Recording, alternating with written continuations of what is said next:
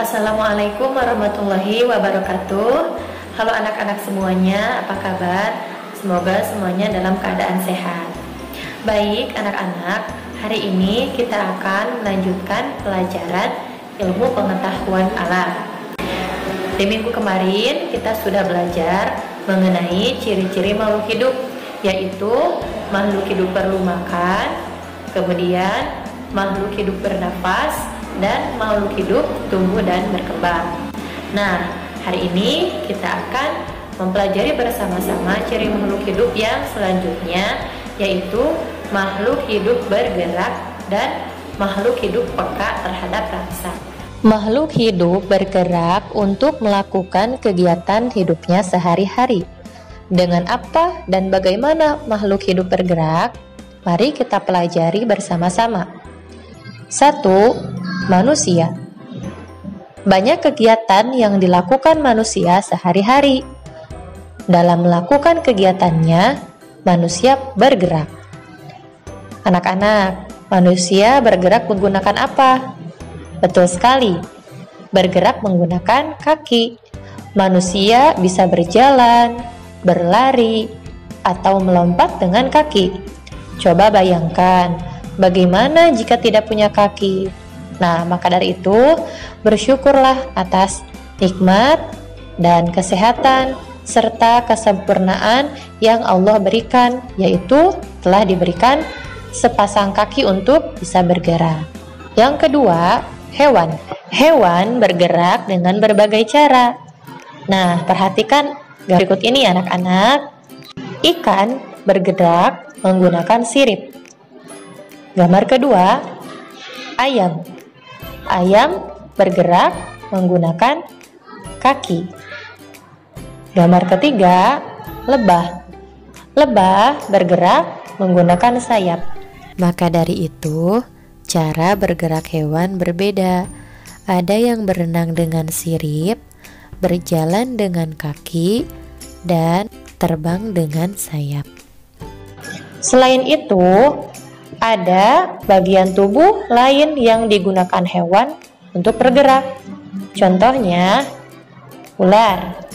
Ular bergerak menggunakan perut. Masih ada cara bergerak hewan lainnya, yaitu melompat, merayap, dan melata. Anak-anak, coba lihat gambar ini.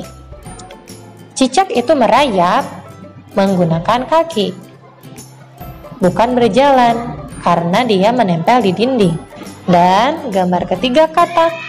Katak itu bergerak menggunakan kaki. Cara bergeraknya melompat. Anak-anak, untuk latihan di rumah, silakan kerjakan latihan soal di halaman ke-6, yaitu mencari masing-masing 2 contoh hewan sesuai cara bergeraknya.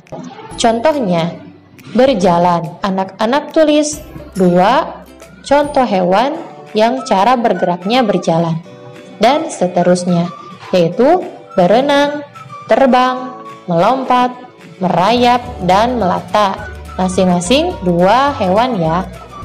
Baik, sekarang cara bergerak makhluk hidup yang selanjutnya, yaitu tumbuhan. Tumbuhan tidak berpindah dari satu tempat ke tempat lain seperti halnya hewan atau manusia. Tetapi tumbuhan dapat bergerak mengikuti sinar matahari. Anak-anak bisa lihat pada gambar ini. Nah, ini adalah gambar tumbuhan yang bergerak mengikuti sinar matahari. Selain itu, ada juga tumbuhan yang bergerak karena disentuh. Contohnya putri malu. Dia akan menutup daunnya saat disentuh. Nah, anak-anak, itu adalah ciri makhluk hidup, yaitu bergerak. Selanjutnya, kita akan belajar ciri makhluk hidup yang lain, yaitu makhluk hidup peka terhadap rangsangan.